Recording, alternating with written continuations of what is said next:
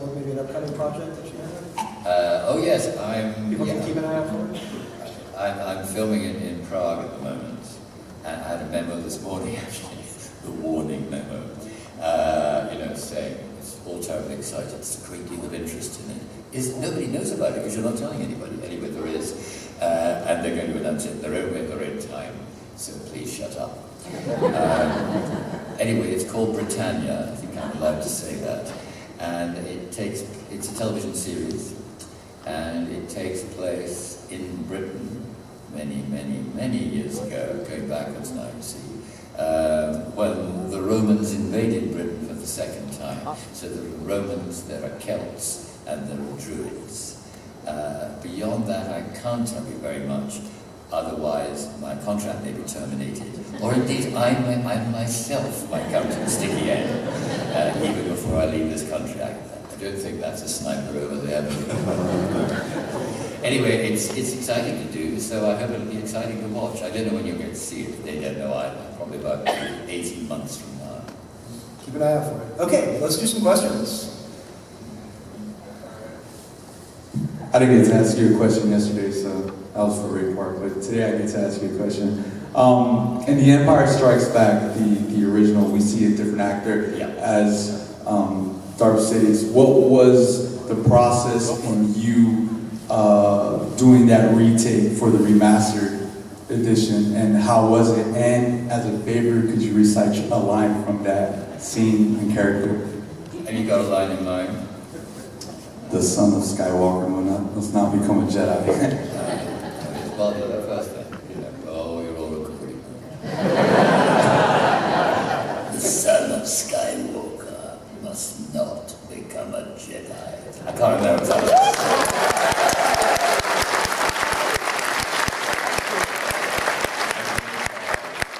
I think that's probably copyright, so you could die. To answer your question, yes, that was in, as far as I can make out, in The Empire Strikes Back, we got a very good actor, Clive Rebel, who comes to conventions now and again. If you get a chance to meet him, he'd like that, and so would you. He got a call one morning to say, would you come in and do a bit of voice work, and of course it was very mysterious. And he at the time was a very celebrated English stage actor, as well as doing film. And the person is either a man or a woman in a sort of monkey mask, I think. So how's that for a character backstory? And when I came to do the part, I of course I'd seen, by that time, I'd seen Empire Strikes Back. But when I saw the monstrous face that they created for me in the mirror, sort of the monstrous voice kind of came to me, and I thought he should sort of sound like that. So that's the way I acted it when we were in the studio. But then later, when we came to revoice, as most people did in those days, the whole part, I was in the studio in London with George and Steven Spielberg, very pleased to meet him, and Kathy Kennedy, as it happened. And they were very nice, very friendly. I thought they just popped in for the day, and I think they had. But when I started to do the voice, Steven Spielberg went, oh my God, it's great. Oh, you're so evil. Oh my God, it's fantastic. And I sort of wondered if perhaps George got his best friend along, just to say, is that voice going to work? Do you think it's... Anyway, the rest is sort of history. And then in Australia, George said, I've got to put you now into, I was pleased to hear that, into Empire Strikes Back. So we had an afternoon when I stood on the turntable, which is what you do, and there was cameras that take angles, in that makeup that I now have, and said the words that you did. But a lot of people will still have affections for how it was done originally, and I do too. But at the same time, I wanted it to be me, and of course now it is. How did he feel about being replaced? I don't think he felt anything, because it wasn't the case of he was going to be, because I don't think he probably would be great at the part, probably much better, but it wasn't the case he was going to be offered the part eventually. He'd just come in to do a bit of voice work, and of course he didn't really know much about what was going on. Just a side, before you ask your next question, sort of sidebar story to that. Sebastian Shaw, who was the old, dead, dying Vader, was a great English stage actor, Shakespeare actor, who I knew well. And we were in, of course, the studio the same day, and nobody tells anybody anything. So I said, Sebastian, how nice to see you. What are you doing here? He went, I don't really know, dear boy, but I think it's something to do with science fiction.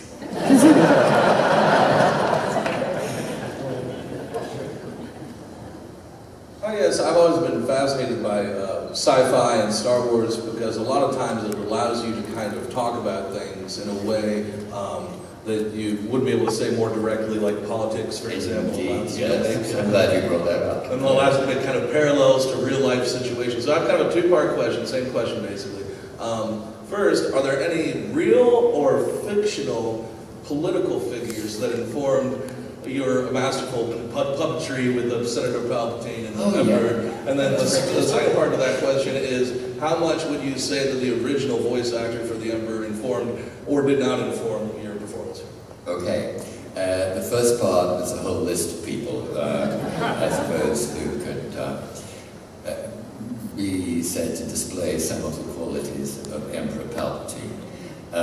The thing that always struck me about him, particularly in Revenge of the Sith, was he was always going on about how important it was to be democratic and how democracy was really, really important, while of course behaving in a completely totalitarian way.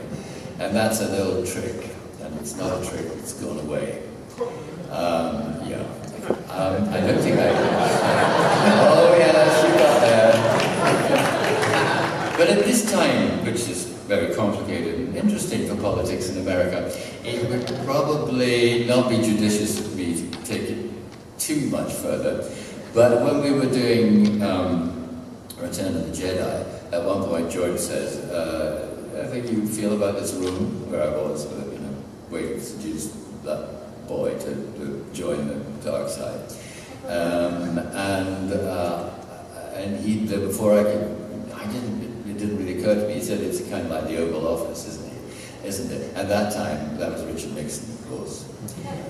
So we can see the qualities too. And there was another occasion too, when George is marvelously unspecific. And so is the film, but the idea is it should, just as you've said, it should sort of trigger things that you might recognize in contemporary society that, it does that. It's an entertaining film for kids of all ages, etc. But it does take itself quite seriously politically, in a sort of Shakespearean way. So the next person I thought of, and I got no confirmation from anybody, I have to be careful again, was a certain newspaper magnate, who at the time seemed to be more powerful than any politician. So that was in my head. And the two people I've alluded to, Richard Nixon I've mentioned, have particular kind of faces. They're not very attractive. And I noticed that as the film went on, George was shooting me more and more from below, which that makes you as hideous as possible. So I was beginning to kind of get the message. But I think we can all speculate about how close to present-day politics the film is. Indeed, I was signing some stuff yesterday, or signing later, see you there. Some of the quotes that people asked me to do, I thought, did you read that in the newspaper this morning? Didn't somebody just say that?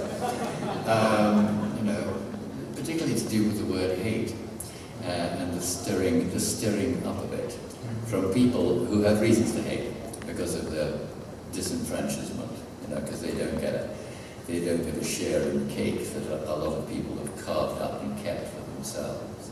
And that's certainly the story of the Emperor. And your original question about, your second part of your question about Clive Rebel's voice. Richard Markman said to me, that's when I got a little nervous, halfway through filming, he said, we're going to get you a tape of Clive's voice from Empire Strikes Back, and if you can get it as close to Clive as possible, George might let you keep it. And I thought, well, I don't know what I might say, but if Clive had seen the face that he was speaking from, I'm sure he'd have done it quite differently. And I said at the time, I said, yeah, I know, I don't have any say in this, but I feel that you've got this face, and because I've got a voice that can go quite low. And in fact, I ended up basing it on what certain great Japanese actors do, which kind of speak through. Yes, as if you're about to throw up, which again seemed kind of appropriate for the end. Anyway, I told you how that happily ended by me being allowed to keep my voice in the posting studio with Stephen and Kathy and George. Thanks. Have you ever imagined what your career or what your life would have been like if you hadn't made the decision to be in the Return of the Jedi? Yes. Well, I wouldn't be sitting here, would I? Yes, it is extraordinary. I still don't. It's still hard to believe that it all happened, and that it all happened to me. That I got this great part in the big one, the first one, of this great sequence of movies, and indeed, it led to sequences of other movies and so on. When I did Return of the Jedi, it didn't make any difference because nobody recognized me. Now, of course, we're looking 120 years old. It's a little more difficult, but no, joking apart, when, of course, I was the senator, it was just me and a hairpiece. So I became instantly recognizable. And that was nice to begin with. And it still is nice, but sometimes, of course, it gets a little oppressive when people don't just want to say hi, you sign my thing and, take a picture perhaps, but sometimes they want a piece of you. But that doesn't happen to me. That doesn't happen to me very often. So I suppose I'm quite well known in England as a theatre actor, but now the face and the voice is known all over the world, and that certainly wouldn't have happened if it hadn't been for Star Wars. But I've got no regrets. Lucky me. Hi, Ian. So you may not be able to answer this for various reasons, but Yeah. could you please describe the relationship of Gallius Rax and Palpatine? I don't know. Okay. And that's a frank answer. I'm No, not that's being coy. Yeah. I don't. Is this from the new book? That's there. Yes, I heard about it, but I... Okay. I have a softball question then. When portraying Palpatine, how do you relate to him, or do you try to portray him not like? Is there anything about him you could relate to? That's really. Yeah, I mean, I sort of what our previous discussion. You can. When George said, Palpatine is just a regular politician, all sorts of things come into your mind, and what he was most of all before he became the monster that he always was a hypocrite. And hypocrites are always very interesting to act and really rather easy to act because they're everywhere. And the notion that politicians tell the truth, which is an absurd all the time, which is an absurd generalization. But it's an absurd generalization to say that they lie all the time. Sometimes they're pragmatic with the truth, often for reasons of protecting you, but often not, often because they're self-seeking and ambitious and so on. So just as I would have approached any other part, and back to Shakespeare again, all these things in the back of my mind were very helpful. But I sort of decided that he didn't really have, and now that the story, the new book, etc., is coming out, I think this is no longer true, that he didn't really have a psychological background, the way the rest of us do, He's an only child, or, he was treated badly by his parents, therefore. That he was just a solid block of evil, and that's what Siths were. But I hear now that they're a little more complicated than that. And it would be nice, no clues, no giveaways, because I don't know. It would be nice to think if that were true, and if the Emperor ever popped up again, and it was me, we could learn something about his backstory. That'd be pretty cool, Lucasfilms, if you're listening. Just saying. We're here. Hello. I got a question for you. Being such a multi-dimensional actor as you are, doing stage, film, TV, was there something satisfying about sending Samuel Jackson out of a window? Yes, it was deeply satisfying. It was to me. I can tell you that. He does far too many pictures. right. And as and the second question is, do you do musicals as well, or just straight plays? Well, no, I've never done a musical. It's public auditioning for the wide world as I talk to you. No, but I like musicals very much, particularly those of Stephen Sondheim. I can sing a bit, but I don't have a trained voice. So never too late. I'd have to do some work because I know some actors who can sing, but haven't trained. And 8 performances a week takes its toll. And before you know where you are, you may have a nodule on your throat. But I like musicals. I suppose when I was a bit younger, I half entertained the notion of Sweeney Todd. In fact, someone approached me and asked me to do it, and I was excited by that. But I thought that I would have to spend the time really retraining my voice, and I also thought I might not be able to sustain it for 8 performances a week, which I would have hated. Some people don't do all the performances, but I'm the kind of actor who shows up even if they're half dead, which I have been on occasion. We're about to run out of time, so let's go really fast. What do you got? Hi. One of my favorite lines is when you address the Senate in episode 3 after Order 66. Yeah. So how was that scene and other scenes like it in the Senate sort of filmed? It was just me up this gigantic pollard with crosses to where people would be later. But again, it was easier for me than it was for the others because he's a demagogue. He doesn't listen, and he doesn't really address people particularly, as I try to do now, even with the lights. He just orates. So again, it was like being on stage, just a series of orations. And my job was saying, can you direct more of it over there this time, maybe a bit more juice, But I was just doing it around in space. Similarly with the yoga fight. That was a crazy afternoon where I just jumped up and down and did all sorts of things and kept making myself laugh. It was so ridiculous. And then, of course, it ended up as that very skillful piece of fencing and jumping. Also, there's a lot of skillful fencing and jumping involved in my fight with Sam Jackson, because I did very little of that, but I learned enough to do the close-ups. A terrific stunt double who even looked a bit like me, which is unusual, called Michael Byrne, did most of the work. But it was fun to do a bit of it. Sam, it was entirely Sam, there was no overlay there. So I got to fight him, and actually, as I'm sure you know, he's a really sweet man, and he was very helpful to me. And he wanted to die a spectacular death, so I obliged. Okay, we're out of time, but let me get this little girl right over here. We have one last question, really fast. My favorite character in Star Wars is Emperor Palpatine, and one of my favorite lines is, It's okay, I do that all the time. You got it, you can do it. I will show them the true nature of the Force. Can you do that for me?